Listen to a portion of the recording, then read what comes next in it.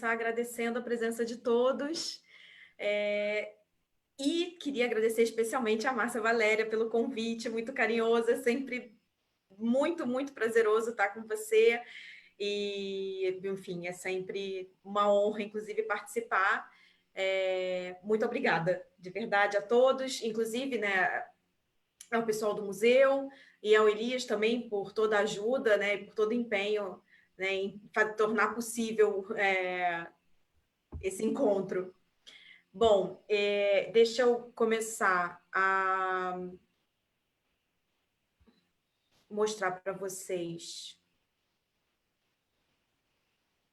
aqui. Não sei se todos conseguem ver, tá? Sim? Sim, tá correto.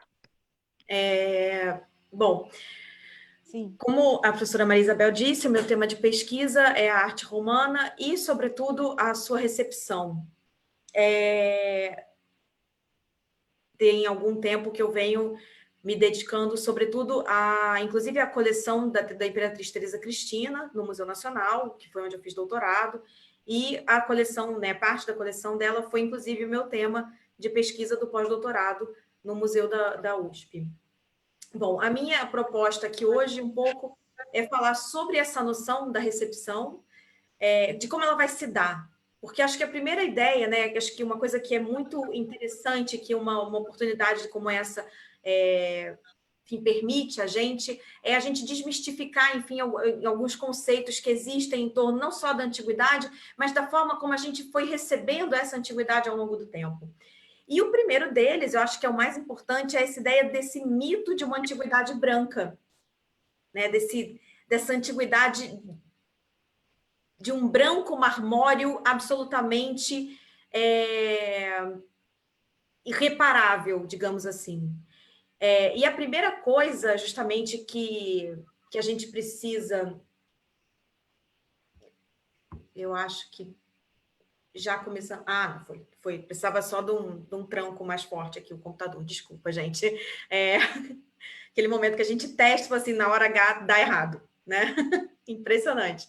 Bom, então, e a primeira imagem que eu quero mostrar para vocês é a dessa pessoa aqui, enfim, na verdade, representado aqui, que é o Winckelmann, historiador da arte e arqueólogo alemão.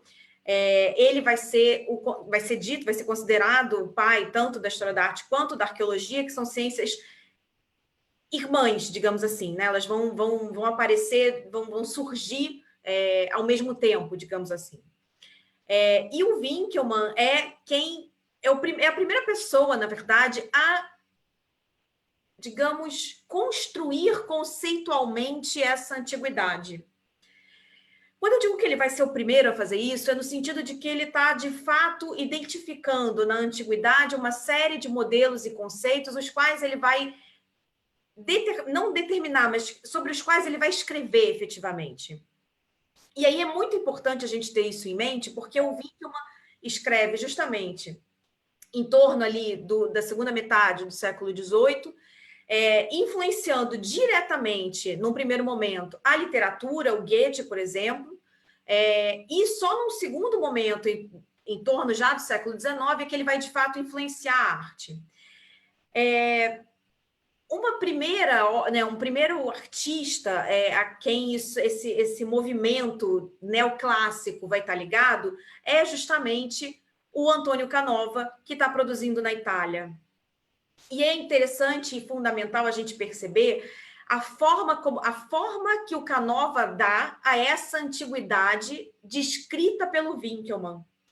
Então, inclusive, se eu me embolar no meio de campo, alguém, por favor, me avisa. Eu acho que a ideia é que a gente possa... Isso da gente falar loucamente, né? E eu falo sem parar. Eu juro que eu estou contando o meu tempo e eu estou falando esse monte de coisa, mas eu estou dentro do meus... né? Do meu tá ali contadinho, tá, Márcia? Não precisa me dar off, assim. Eu só quero, na verdade, que se for o caso de vocês me interromperem e dizerem, olha, não ficou claro, volta um pouquinho, porque às vezes eu, enfim, vou meio frenética e, enfim, dou uma acelerada e, né, me empolgo. Bom, e aí acho que a primeira coisa importante para a gente ter ideia é essa construção. Quando o Canova nesse caso aqui, faz uma representação do Perseu segurando a cabeça da Medusa, ele está, além de incorporando essa antiguidade do ponto de vista iconográfico, ele está também incorporando uma ideia de antiguidade construída pelo Winckelmann. Sobretudo porque, segundo o Winckelmann, é ele quem primeiro faz isso efetivamente, ele vai construir uma noção evolutiva da arte antiga. Então, Winckelmann parte dessa ideia de uma arte dividida, a arte grega, sobretudo, dividida em 3 grandes etapas: o período arcaico, o clássico e o helenístico. E aqui vocês podem ver justamente isso. O arcaico está representado pelo Couros, o clássico representado pelo Discóbulo e o helenístico representado pelo Laocoonte, com uma grande exceção. Eu coloquei, né, eu fiz, digamos, modéstia à parte, corrigi o Winckelmann nesse caso, e coloquei o Laocoonte no lugar dele, de fato, que seria o período helenístico. No entanto, o Winckelmann, muito influenciado pela tradição, ou seja, o Winckelmann está escrevendo no século XVIII, muito influenciado pela tradição, né, já pela recepção dessas obras, vai colocar o Laocoonte, assim como o Apolo Belvedere que vocês veem aqui, no período clássico e não no período helenístico. Por que o Winckelmann está fazendo isso e que é fundamental a gente entender? Porque ele está influenciado justamente por essa concepção, tanto o Apolo, quanto o Laocoonte, quanto o Torso Belvedere, que eu vou mostrar mais à frente para vocês, já dando um spoiler do resto da palestra, foram colocados, pertenciam ao Cortile Belvedere no Vaticano. E são obras que, portanto, representam, né, são representativas dessa antiguidade já desde o século XVI. Então, assim como Canova incorpora esse modelo iconográfico do Apolo, o Winckelmann está absolutamente imbuído da tradição pela qual o Laocoonte passou, que é justamente essa transmutação do mito do Laocoonte na figura do Cristo crucificado, que é um desenho do... faltou ali, desculpa, gente. É um desenho do Michelangelo que ele faz... justamente, eu não sei, vocês veem o meu cursor? Veem, né? Veem. Reparem justamente no fato de que o Michelangelo incorpora ao Cristo crucificado o modelo iconográfico do Laocoonte, de maneira que, né, os seus críticos depois vão dizer que ele simplesmente conseguiu traduzir esse modelo pagão de dor e sofrimento na imagem do sofrimento cristão, incorporando absolutamente o modelo iconográfico da antiguidade ao modelo iconográfico cristão. De forma que essa concepção do Cristo crucificado que o Michelangelo compõe passa a ser para nós o grande modelo iconográfico do Cristo crucificado.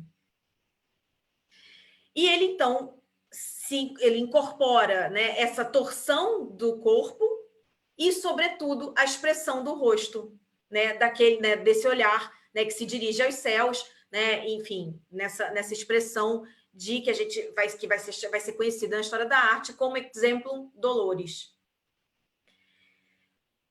Esse modelo é absolutamente imprescindível para a gente dentro da história da arte. Não só hoje em dia, como era também para o Winckelmann. De maneira que, para ele, não seria possível fazer de outra forma, não seria possível que um modelo tão emblemático como o Laocoonte ou como o Apolo Belvedere não pertencessem ao modelo, a um período mais importante da história grega, que era o período clássico.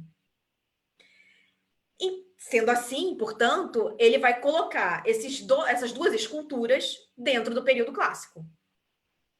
O que é claro que o Winckelmann vai, enfim, cometer esse pequeno deslize, digamos assim, né? Tem a sua importância, justamente a sua importância histórica, em função justamente do fato de que ele está absorvendo toda essa tradição e, para além disso, o fato de que ele está escrevendo imediatamente após o Barroco. E a gente tem que lembrar que o Winkelmann, então, está escrevendo nesse momento, criticando o período imediatamente anterior a ele, que é o Barroco. Por quê? Porque, inclusive, o período helenístico vai ser, em algumas, né, numa historiografia anterior, um pouco à nossa, vai ser chamado também de barroco helenístico.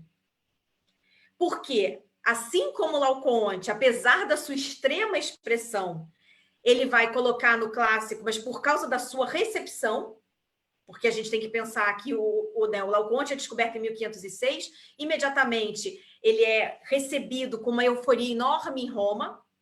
É o próprio Michelangelo quem propõe o braço, né? Eu esqueci de mostrar para vocês, desculpa. Esse braço direito do Laocoonte, na verdade, esse braço aqui foi encontrado em 1951 e aí colocado de volta na estátua. Anteriormente a isso, ele tinha um braço esticado que tinha sido executado pelo próprio Michelangelo. Então, é importante dizer que o próprio Michelangelo, né, ele tem uma atividade na escultura, né, do Laocoonte. É uma escultura ainda que estava descrita pelo Plínio. Enfim, é uma escultura que tinha uma trajetória enorme, inclusive, que precedia a sua descoberta. Então, a gente tem que pensar que quando ele incorpora todos esses fatores, inclusive o fato de estar escrevendo no período imediatamente posterior ao Barroco, em que as expressões dos personagens eram extremamente valorizadas, ele queria justamente fazer uma crítica a esse período. Por que ele queria fazer uma crítica a esse período? Porque era um período que tinha no clássico não só mais o seu modelo virtuoso, mas sim um modelo de crítica, sobretudo moral. A gente tem que pensar que a arte barroca estava extremamente ligada ao contexto católico, ao contexto, inclusive, de apelo dramático ao observador, né? Então, era um momento justamente de... Eu esqueci o termo agora que eu ia falar, gente, peraí, me fugiu. Essa noção de... Tamara, se você estiver aí, qual é a palavra que eu uso, gente? Aquele momento... me fugiu totalmente, vou usar outra coisa, Tamara não quer dizer, tá bom, não quer me dar cola, ok, vou considerar isso, vai ter volta, tá? Mas a gente tem que pensar justamente nessa ideia de, mover os afetos, de mover os afetos dos observadores. Isso era fundamental. Então, o observador ele passa a estar incluído na visualidade da obra, que incluía não só a posição do observador, mas incluía também aquilo que ele sentia ao ver a obra. E aí eu posso citar uma série de outras coisas, por exemplo, Caravaggio, entre outras, que eu acho que, enfim, em termos de obras, de fato, de temática religiosa cristã. Mas é interessante, o que eu estou trazendo para vocês, na verdade, é não a temática religiosa cristã, mas a temática pagã, que era justamente um exemplo de crítica moral às divindades pagãs. Então, a ideia era não observar, né, as características virtuosas da antiguidade, mas sim de uma crítica a essas características por conta justamente de uma exaltação. Por outro lado, no momento em que eu critico esse paganismo, eu estou exaltando, por outro lado, esse cristianismo. Então, quando a gente tem aqui, por exemplo, o rapto de Proserpina, do Bernini, reparem que o rapto é visto justamente como uma ação violenta. De fato era, não é que não fosse, foi de fato violento, mas aqui o que chama a atenção é justamente o momento da violência, é o ápice da ação. Então, Proserpina é raptada e o Bernini vai retratar justamente o momento em que ela é raptada. Reparem, né?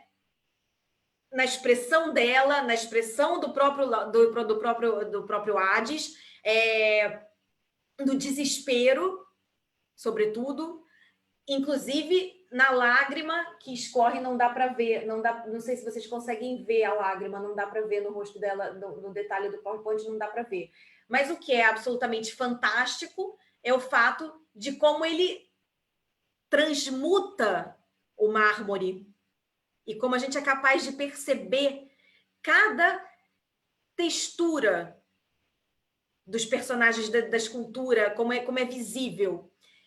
E o que é mais bonito é que a gente, bom, vocês podem ver, o Bernini, eu tenho um crush no Bernini, e, enfim, mas é só um detalhe. Mas o que é interessante é que a gente vê que o observador é convidado a participar da cena, de maneira que ele circunda a escultura e, portanto, ela é feita para que o observador a veja na sua tridimensionalidade.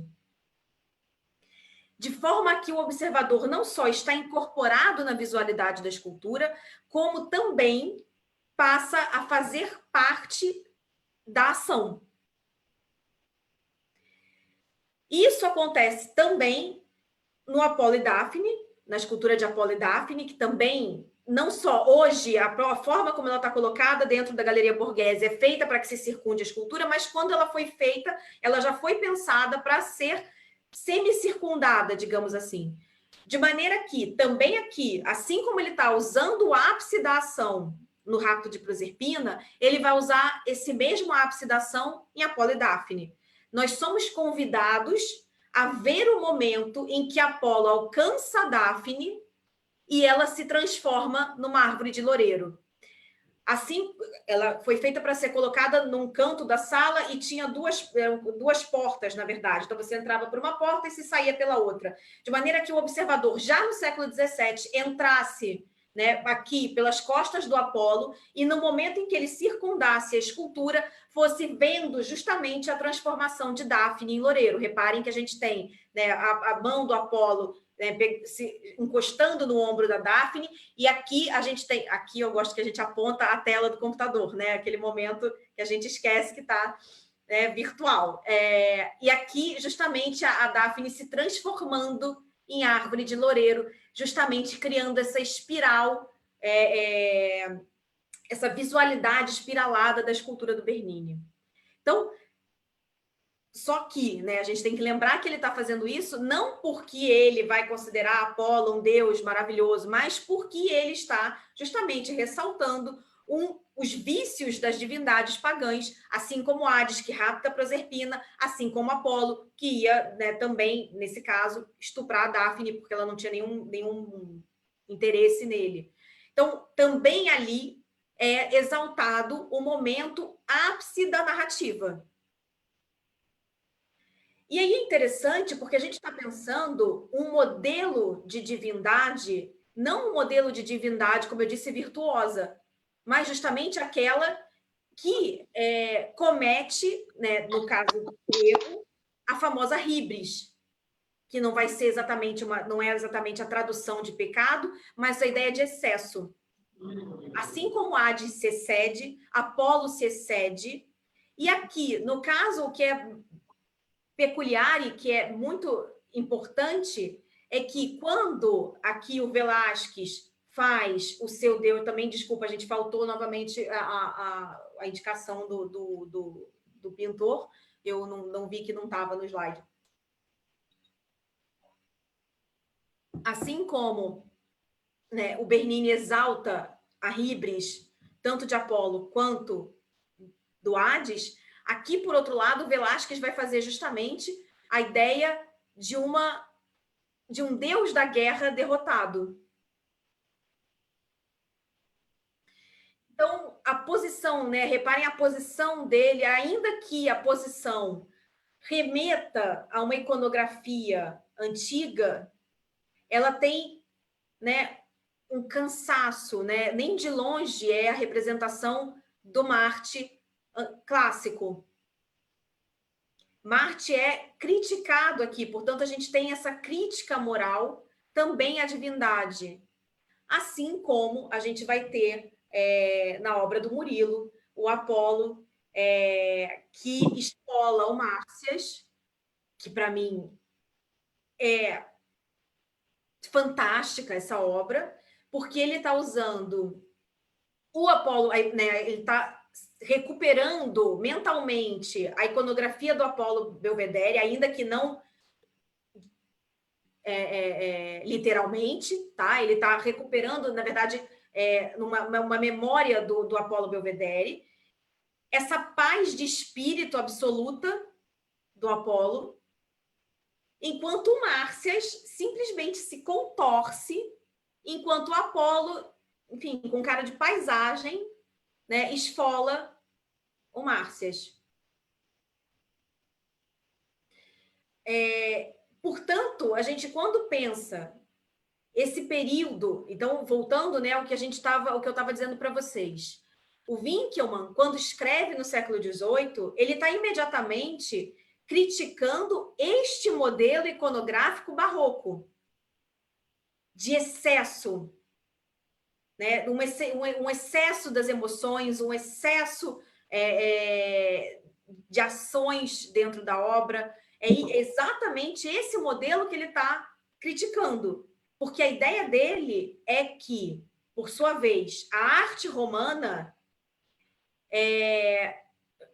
só tinha de original, na verdade, a retratística. Então, só para recuperar, ele vai dizer, né, que a gente tem a arte grega dividida em 3 períodos e que a arte romana não passava de uma mera cópia da arte grega e que a sua única originalidade residia na sua retratística, que era de fato única, mas porque incorporava na retratística um conjunto de singularidades. Então, eu tenho o próprio, né, assim como o Adriano, eu tenho, como todos os retratos dos imperadores, e que isso todo mundo sabe, né, todo mundo conhece o fato de que os imperadores eram reconhecidos, enfim, claro, eles tinham que ser reconhecidos, mas a gente tem um conjunto de características que remetiam às suas, enfim, feições efetivamente, de modo a que eles fossem reconhecidos. Mas eu tenho pessoas comuns, né, cujos retratos incorporavam as singularidades faciais dos seus retratados. Então, o Winckelmann vai dizer, olha, a arte, né, o modelo a ser seguido é o modelo grego, sobretudo o modelo clássico, porque os próprios romanos reconheciam a superioridade da arte grega. Isso é o Winckelmann dizendo, tá, gente? Não eu, porque eu, como vocês sabem, estudo arte romana, tenho minha quedinha pela arte romana. Portanto, os próprios gregos, para ele, os próprios romanos, para ele, defendiam a superioridade da arte grega, porque a gente encontra na arte romana um número enorme de cópias de obras originalmente gregas. De maneira que, para o Winckelmann, o número de cópias falava sobre o sucesso daquela obra dentro da arte romana. Então, para ele, quanto mais cópias romanas de originais gregos, mais sucesso tinha aquela obra grega originalmente. E, portanto, a obra romana só tinha valor a sua retratística, porque todo o resto era cópia da arte grega, na versão, né, no conceito do Winckelmann. De maneira que, para ele, o ideal era o ideal de cópia, né, na verdade, de exaltação da arte clássica feita pelo Renascimento, que vai incorporar a antiguidade de maneira, sobretudo, iconográfica, mas não temática. Então, incorpora na sua representação os modelos iconográficos antigos, adaptando-os à temática cristã. Assim como fez o Michelangelo, ou como fez aqui o Masaccio, nessa obra, em que ele está representando Eva segundo o modelo iconográfico da Vênus púdica, cujo modelo vai servir também a Nascimento de Vênus do Botticelli, ou ainda a Galateia do Rafael. Portanto, é utilizado um modelo iconográfico mais do que o tema antigo. Assim como a gente vai ter, também importantíssimo dentro do Cortile Belvedere, o torso Belvedere, que a gente sabe que seria possivelmente, né, é uma escultura fragmentária de um Ajax ferido, mas que vai ser fundamental na incorporação que o Michelangelo, né, na representação que o Michelangelo faz no teto da Capela Sistina. Não é meu tema, é tema da Tamara, também, né, vou me limitar apenas a dizer que é uma escultura fundamental por conta da sua utilização tanto no Zinude quanto na Sibila. Então, ele vai incorporar o modelo iconográfico do torso Belvedere também na sua representação, né, dentro do seu programa iconográfico da Capela Sistina. Quase, ela está dando um show de aula de arte aqui.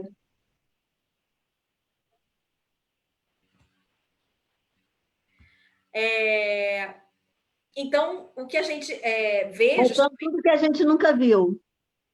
Oi? Por favor, desliguem os microfones, por favor. Aproveito, Eveline, você está falando de algumas obras, você está mostrando, porque agora a gente só está vendo a sua imagem. Ih, gente, será que... Você descompartilhou a tela. Peraí, desculpa, interrupção. Eu estava a ver a tela. Eu estava vendo a tela normalmente. Também. Ok. Oi, Márcia, você vai descontar esses 30 Vai lá.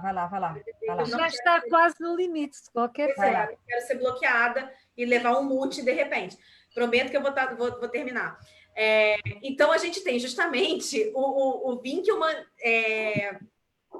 construindo, portanto, essa noção de um renascimento, né, de uma antiguidade absoluta, exemplar, no entanto, uma antiguidade vista com os olhos do Renascimento. Sendo assim, peraí. Vamos? Vai, meu... Peraí que ele resolveu dar um... Sendo assim, ele vai ter justamente uma ideia... Esse aqui, não sei o que houve. Ele veio no lugar errado, talvez... Acho que deu um... Bom, enfim. Sendo assim, o que a gente vai ter é que o Winckelmann vai incorporar, portanto, essa noção de uma antiguidade cujo ideal é visto através do Renascimento. O que é interessante é que a gente tem que pensar, e aí é justamente, né, a minha conclusão, é o fato de que essa noção de uma exaltação da antiguidade grega, ela já vai acontecer dentro da própria antiguidade, porque os romanos não só vão considerar, sobretudo, e aí, de novo, daquele momento da brasa na minha sardinha, é o próprio Adriano que vai considerar a antiguidade, a Grécia, na verdade, um elemento a ser de fato copiado, né? O ideal de beleza grego a ser copiado. É claro que eu não vou entrar nas questões aí quanto de fato existe de cópia ou quanto é réplica, não é esse o momento, assim, não é esse o tópico, mas o fato é que a própria antiguidade vai ter, né, a própria antiguidade romana vai ter na Grécia o seu ideal a ser emulado, digamos assim. Então, o Adriano, na sua vila, inclusive, vai fazer toda uma exaltação da Grécia, como por exemplo, o que acontece no Canopo, em que a gente tem justamente um conjunto de obras que fazem referência à Grécia. Também a Grécia clássica. Então, eu tenho as Cariátides, o Marte e a Amazona Ferida. De maneira que eu tenho, nesse momento também, uma construção, né, tanto em relação à Grécia, que se dá ainda na antiguidade, mas uma construção teórica que vai ser refeita e refeita ao longo do tempo. Então, não significa, justamente, que a gente tem essa noção pendular de aproximação e afastamento da antiguidade. Ela é, na verdade, uma linha muito mais tênue e muito mais construída de forma a ser perene do que propriamente uma construção e uma quebra abrupta, uma reconstrução e uma queda abrupta. É isso.